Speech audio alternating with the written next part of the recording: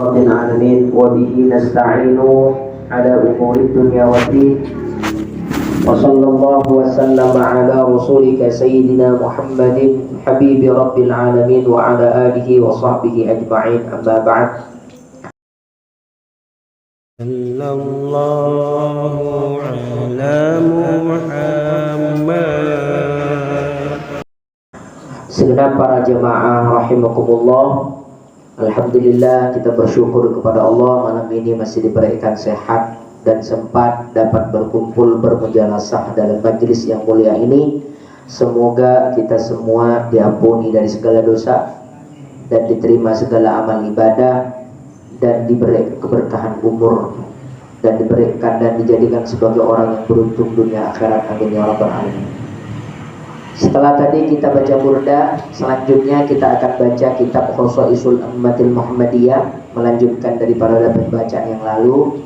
Semoga menjadi ilmu yang barokah, ilmu yang mengantarkan kita ke surganya Allah, ilmu yang mengantarkan kita kepada keridhaannya Allah. Amin ya rabbal alamin. Bismillahirrahmanirrahim. Babnya atau judulnya malam ini yaitu Syaraful Wudu'i wa Fadluhu, kemuliaan wudu, wa fadluhu, dan keutamaannya.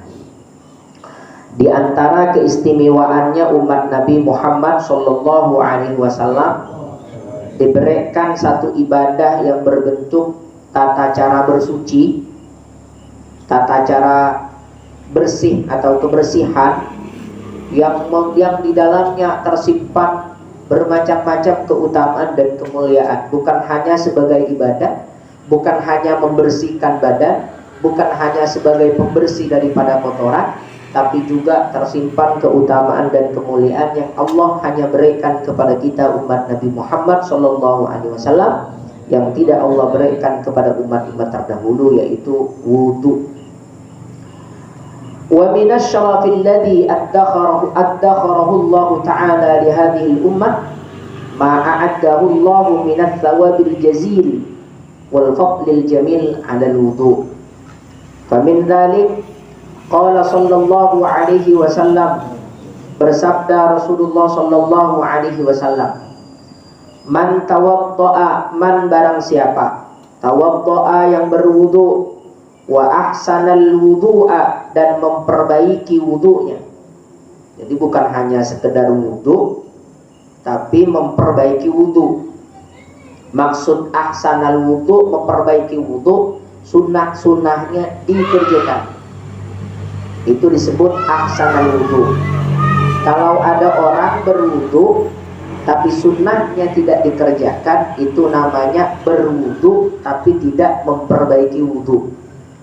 Ibarat dia buat rumah tapi rumahnya tidak diperindah, tidak kepanasan, tidak kehujanan, itu kan sudah rumah, Pak. Tapi kalau diberi pintu, diberi jendela, dicat dengan rapi, kemudian dengan segala arsiteknya, dengan segala arsitekturnya, interiornya dan lain semacamnya, maka rumah itu bukan hanya sekedar berdiri kokoh, tapi juga indah. Orang yang disebut dalam hadis tadi ini bukan hanya sekedar melakukan wudu, tapi juga memperbaiki wudu. Nah, ini yang penting mesti kita pelajari.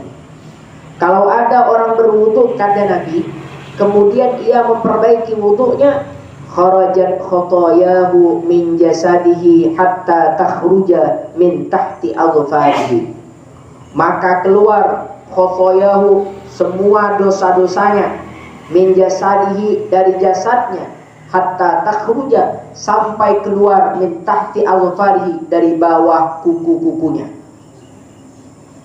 Jadi orang wudu dan memperbaiki wudu, ternyata wudu itu bagian di antara cara Allah memberikan kita ibadah yang bernama wudu, agar dosa-dosa kita diampuni oleh Allah Subhanahu wa taala. Maka umat Nabi Muhammad ini cara minta ampun itu bukan hanya sekedar istighfar, karena astagfirullahaladzim, tidak hanya itu. Banyak ibadah-ibadah yang jadi penebus dari bermacam-macam dosa. Apa itu? Di antaranya wudu. Orang berwudu itu kata Nabi, kalau dia berwudu dan memperbaiki wudunya, maka dosa-dosanya keluar dari tubuhnya. Ketika dia membasuh wajah, maka dosa yang dilakukan wajah bercucuran, berguguran. Apa dosa yang dilakukan wajah? Mata, telinga, hidung, mulut, yang ada di kepala, yang ada di wajah ini. Maka berguguran dosanya. Ketika membasuh tangan, maka dosa yang dilakukan tangan. Apa dosa yang dilakukan tangan? Bergerak melakukan sesuatu yang dilarang oleh Allah.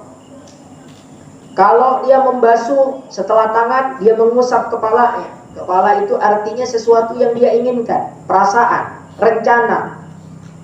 Karena orang sebelum bertindak itu pasti ada rencana.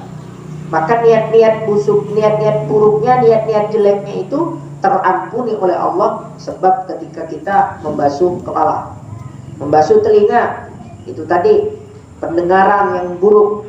Membasuh kaki yang dibawa ke tempat hal-hal yang tidak bagus. Semuanya berguguran, semuanya bercucuran dosa-dosanya. Maka wudhu itu bukan hanya mau sholat. Ini orang kalau mau sholat baru wudhu. Kalau tidak nak sholat, tidak wudhu. Memang yang wajib berwudhu itu cuma 4, Pak. Kita yang diwajibkan melakukan wudhu itu sebabnya ada 4. 1, mau sholat. Sholat apa aja? Mesti Bapak harus punya wudhu. Mau sholat wajib, sholat sunnah, sholat jenazah, bahkan termasuk ibadah yang seperti sholat tapi bukan sholat, semacam apa? Sujud syukur, sujud tilawah, itu mesti punya wudhu. Yang kedua yang mesti punya wudhu, Bapak tak boleh tidak harus wudhu, tawaf. Yang ketiga, menyentuh Quran, harus punya wudhu. Termasuk Quran, Yasin yang biasa kita baca kalau ada orang meninggal, atau Yasin yang biasa disodorkan ketika baca tahlil, itu Quran. Tak boleh kita megangnya kalau kita tak punya wudhu. Megang apalagi nyentuhnya tak boleh, Pak. Atau buku anak kita yang belajar di sekolah, yang di situ ada tulisan Qurannya lebih banyak daripada tulisan Latinnya, maka itu tak boleh disentuh. Itu namanya mushaf. Begitu juga papan tulis yang dituliskan Quran. Papan tulis dituliskan Qul huwallahu ahad, Allahus samad, lam yalid wa lam yulad wa lam yakul lahu kufuwan ahad. Sama ustaz, sama seorang guru ditulis papan tulis yang ditulis Quran, itu namanya mushaf. Bukan mushaf, lembar sesuatu yang ditulis Quran. Dan itu tak boleh disentuh tanpa wudhu.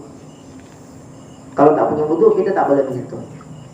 Yang ketiga, yang keempat, yang mesti kita punya wudhu adalah membawa Quran. Tak ada nyentuh Quran, tapi bawa Quran, harus punya wudhu.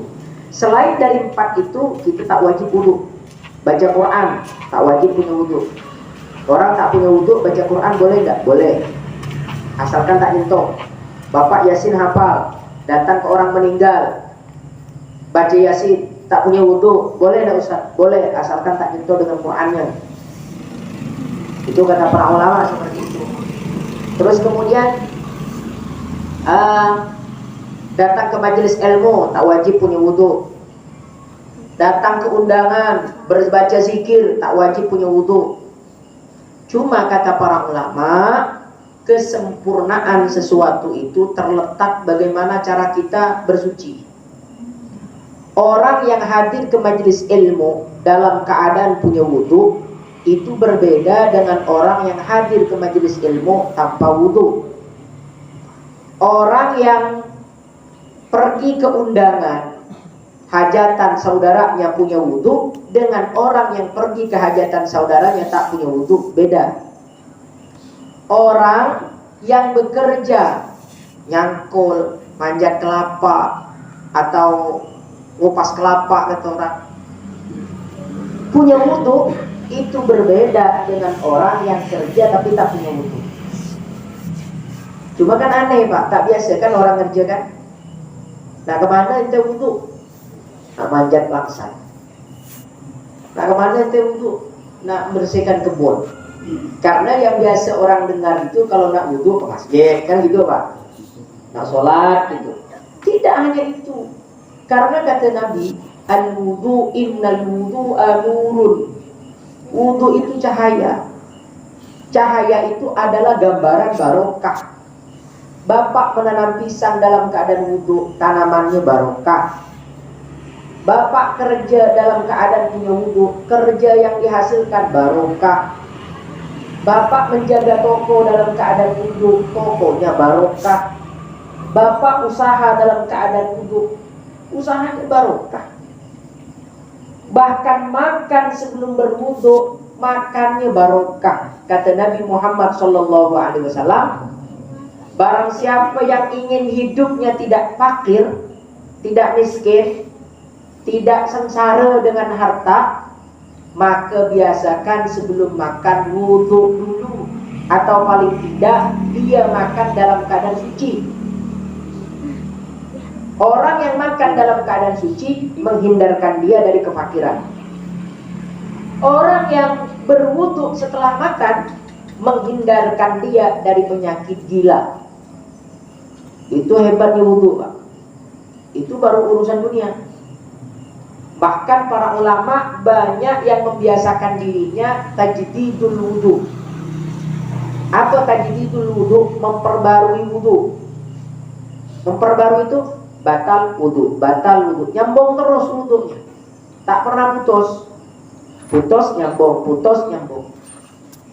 Bahkan termasuk maknanya tajdidul wudu, orang yang masih punya wudu, tapi wudunya sudah dilakukan, dipakai untuk satu sholat, mau sholat lagi, meskipun wudunya belum batal, tetap disunahkan wudu. Contoh, Bapak datang ke masjid sebelum maghrib, udah memang punya wudu, lalu sholat maghrib. Setelah sholat maghrib baca Quran, baca Yasin sampai Isya, wudunya belum batal.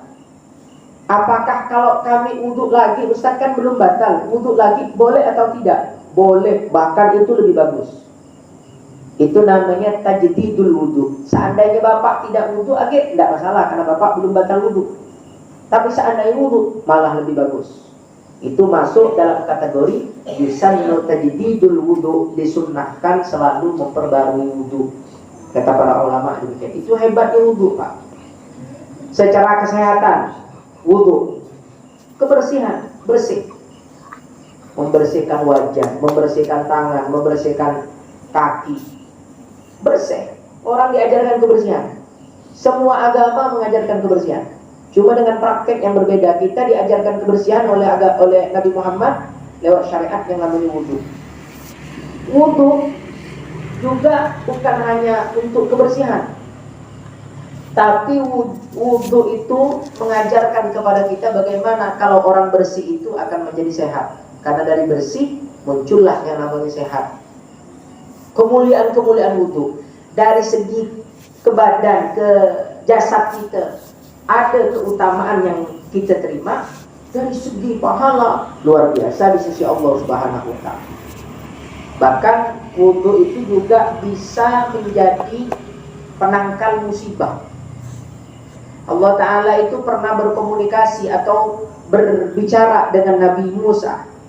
Kata Allah kepada Nabi Musa, "Ya Musa, idza asabatka musibah wa anta ala ghairi tubrin fala talumanna illa nafsak." Maknanya, wahai Musa, kalau engkau tertimpa musibah dan engkau dalam keadaan tak suci, tak punya wudu, tak suci, maka jangan kamu sekali-kali menyalahkan orang lain kecuali kamu menyalahkan dirimu sendiri. Maknanya, orang yang dalam keadaan berwudu itu dalam pengawasan dan penjagaan Allah Subhanahu wa ta'ala. Ada malaikat yang ditugas khusus Allah untuk menjaga dia, Pak. Maka Bapak kalau nak berjalan, bepergian, berwudu. Pergi ke ladang, berwudu. Pergi ke kebun, berwudu. Pergi ke toko, berwudu. Biasakan. Tapi kok awal-awal memang susah, Pak. Tapi kalau biasakan nanti akhirnya biasa. Cuma siap-siap nak ditanya Pak awal-awal pagi-pagi pakai baju nak ke kebun bahasanya, berwudu di sungai, berwudu kita di parit. Ditanya orang apa wudu, Nah, pergi ke kebun. Itu memang terasa aneh, tapi bagus karena kita melakukan sesuatu dalam keadaan wudu. Bahkan para ulama itu saking luar biasanya menjaga keistiqomahan wudu itu, Pak. Itu tak ada bedanya mau musim kemarau, mau musim dingin. Dia akan senantiasa menjaga keistiqomahan wudu karena ingin dapat barokah kemuliaan yang disebutkan oleh Nabi Muhammad sallallahu alaihi wasallam. An Abi Hurairah radhiyallahu anhu qala Rasulullah sallallahu alaihi wasallam, "Idza tawadda'a al-'abdul muslim aw al-mu'min faghassala wajhahu kharaja min wajhi kullu khati'ah nadhara ilaiha bi'ainihi ma'al ma' aw ma'a akhir qatril ma." Kalau orang berwudu, kata Nabi, orang Islam, orang mukmin berwudu dan dia membasuh wajah, maka dosa-dosanya keluar dari wajahnya. Fa idza ghassala yadayhi kharaja min yadayhi kullu khati'ah kana batoshatha yaduhu ma'al ma'i aw ma'a akhir qatril ma. Kalau dia membasuh kedua tangannya, maka dosa-dosanya berguguran dari tangannya. Fa idza ghassala rijlaihi kharajat kullu khati'atin massatha rijlaha ma'al ma' aw ma'a akhir qatril ma. Kalau dia membasuh kakinya, maka dosa-dosanya berguguran dari kakinya. Luar biasa hebat umat Nabi Muhammad sallallahu alaihi wasallam. Wa an Abi Hurairah radhiyallahu anhu qala anna Rasulullah sallallahu alaihi wasallam qala ala adullukum ala ma yamhu Allahu bihi al-khataaya wa yarfa'u bihi ad-darajat. Rasulullah bilang kepada sahabat, maukah kalian aku tunjukkan sebuah amalan yang kalau kamu lakukan dosa-dosamu dihapus Allah, bukan hanya diampuni. Yang itu dihapus, dihilangkan dari buku amal, Pak. Jadi diampuni itu belum tentu catatannya dihilangkan, tapi kalau dihapus di catatan amal itu pasti diampuni Allah. Dan bukan hanya dosanya diampuni, kata Nabi, derajatmu akan diangkat oleh Allah. Qalu bala ya Rasulullah, kata sahabat, iya ya Rasulullah, kami pengen tahu. Qala isba'ul wudu'i 'alal makarih. Sempurnakan wudu. Sempurnakan itu, Pak. Isbal itu prakteknya kalau kita membasuh wajah itu sunnah dilebihkan ke bawah dagu. Jadi jangan hanya ngambil batas wajah, sunnah dilebihkan ke dagu, bawah dagu kalau berwudu. Tapi ulama ikhtilaf berbeda apakah sunnah mengusap leher. Kemudian diusap lehernya misalnya, itu ikhtilaf. Mu'tamad yang kuat dalam mazhab Imam Syafi'i tidak disunahkan. Jadi dibasuh wajah, kemudian diusap atau dialirkan sampai bawah dagu. Itu isbal. Kalau membasuh tangan, itu sunnah di isbal, disempurnakan melewati batas siku. Jadi sampai pertengahan antara siku dan bahu. Jadi jangan hanya sampai siku, tapi sunnah dilebihkan. Itu juga yang kiri. Kalau kaki, sunnah dilebihkan sampai mata kaki, pertengahan antara mata kaki dan lutut, artinya betis. Itu isbal, namanya menyempurnakan wudu, bukan hanya mengambil batas sunnahnya, wajibnya aja, tapi dilebihkan. Lebihnya di sini prakteknya, bukan perbuatannya. Perbuatannya maksudnya bagaimana? Wudu tangan sunnah kan 3 kali, Pak. Nah, dia membasuhnya 5 kali. Itu bukan isbal, bukan sempurna, itu bid'ah itu, Pak. Melebihi daripada apa yang dituntunkan Nabi Muhammad SAW. Jadi sunnah disempurnakan. Nah, praktek belajar memang menurut metode, menurut praktek yang diajarkan oleh para ulama yang nyambung kepada Nabi Muhammad SAW. Karena praktek wudu itu beda-beda. Imam Syafi'i, dalam mazhabnya Imam Syafi'i, pertama yang mesti Bapak lakukan kalau berwudu itu adalah dengan bersiwak. Kalau ada siwak, siwak dulu. Setelah siwak, baca Bismillahirrahmanirrahim, basuh telapak tangan dulu. Telapak tangan udah bersih. Setelah basuh telapak tangan bersih, Bapak berkumur 3 kali. Berkumur selain bulan Ramadan sunnah dikuatkan. Tapi kalau bulan Ramadan atau Bapak dalam keadaan berpuasa, tak boleh dikuatkan. Sikit-sikit ya, tak boleh kuat-kuat. Karena kalau ketelan nanti batal puasa Bapak.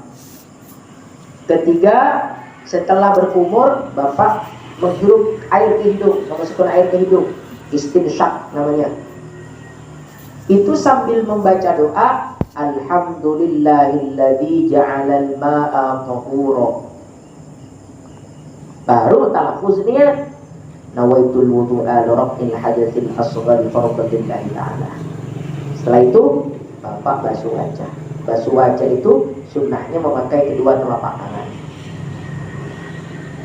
Kalau Bapak pegang centong sebelah kanan atau pegang centong itu sunnahnya dipegang dengan kiri, ambil dengan tangan kanan. Tapi untuk menyiramkannya itu sebelah kiri, yang membasuhnya adalah sebelah kanan.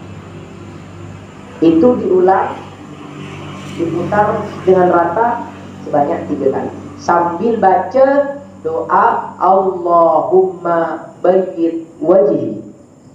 Ya Allah, sinarkan, terangkan wajahku. Maksudnya nanti di akhirat.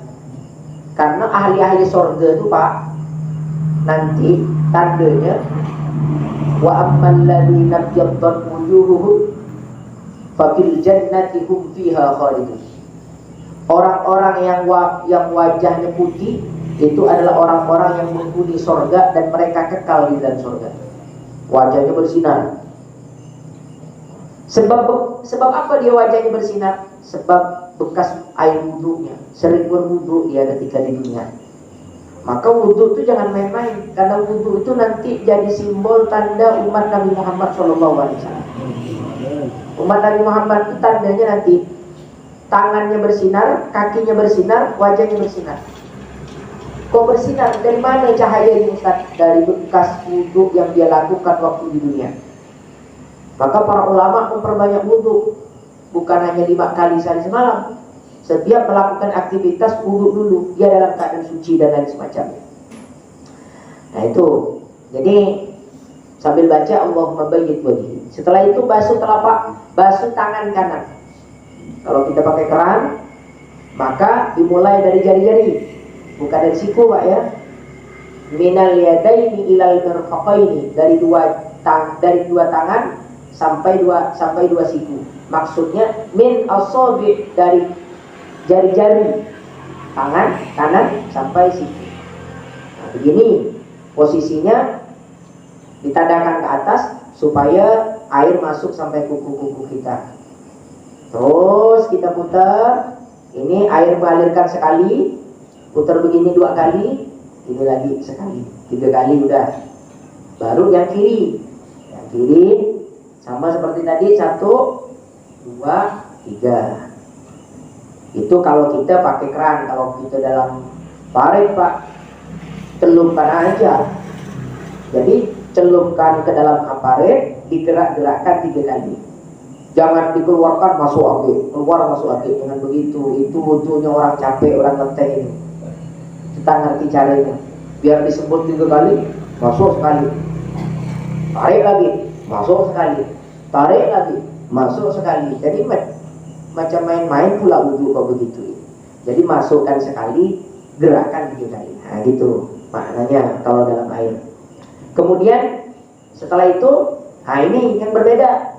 Imam Syafi'i, dalam mazhab Imam Syafi'i, menggosok itu bukan syarat sah wudhu, tapi sunnah wudhu.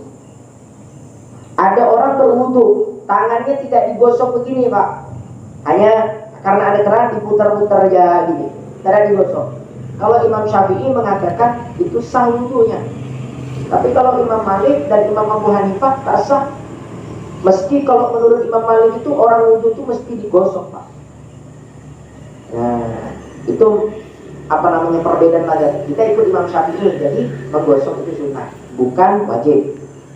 Setelah itu mengusap kepala. Mengusap kepala ini berbeda. Imam Ahmad bin Hambal seperti Imam Syafi'i. Imam Malik dan Imam Abu Hanifah itu beliau berpendapat, Imam Malik itu berpendapat separuh kepala. Kalau Imam Abu Hanifah 1/4, jadi kepala bagi 4, 1/4-nya. Jadi kalau Imam Malik itu mesti begini Pak, separuh nih. Kalau Imam Syafi'i 1 rambut aja cukup. Maka biasanya kita ke wudhu kan gini, nah pas kepala ini. Itu ngambil yang wajib ya.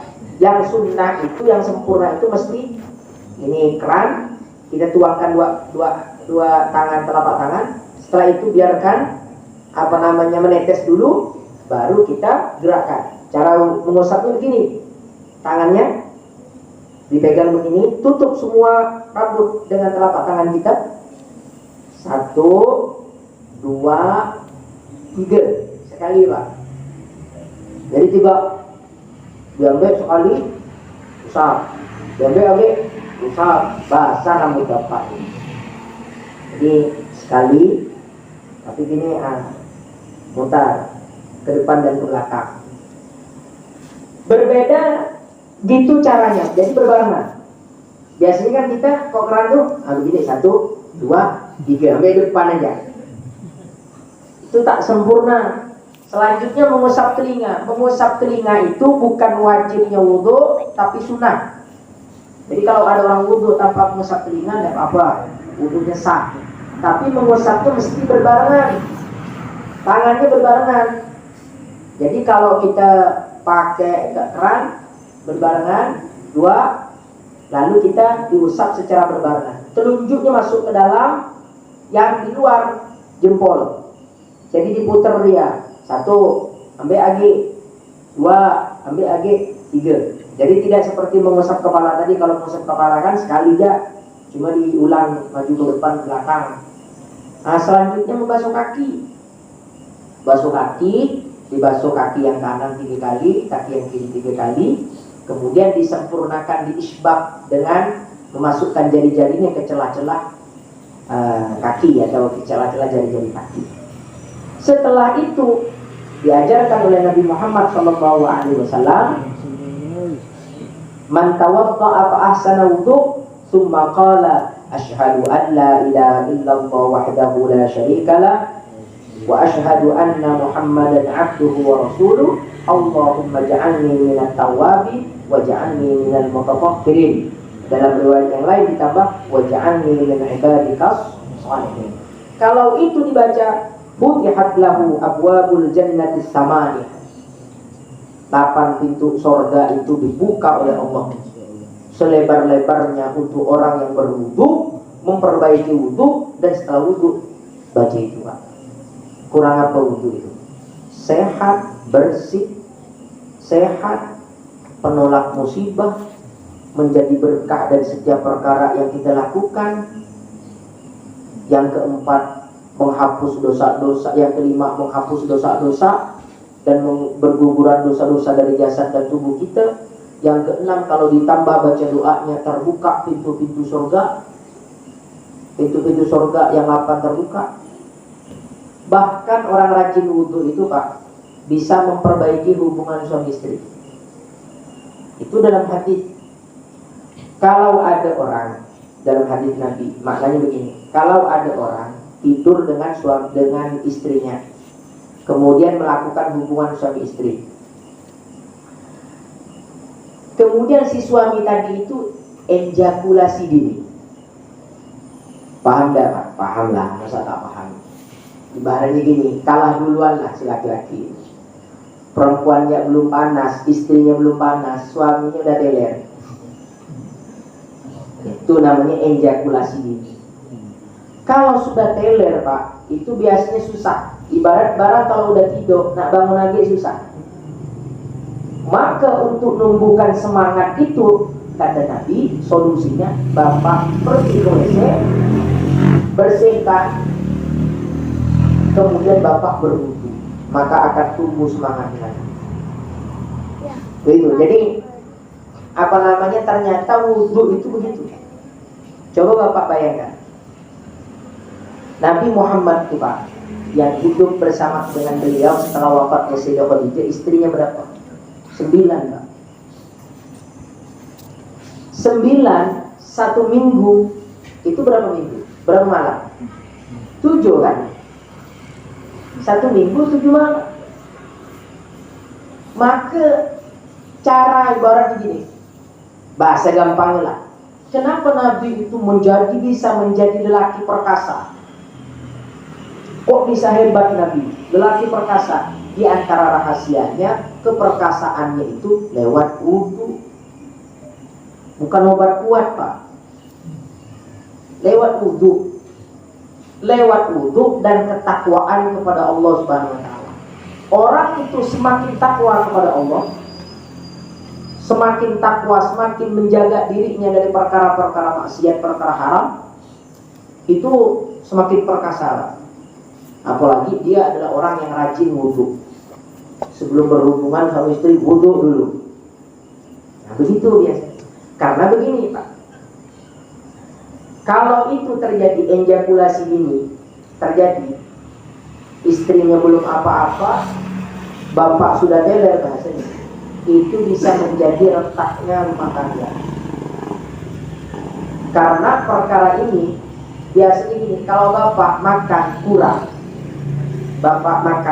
Pak, itu bisa cari makanan orang lain.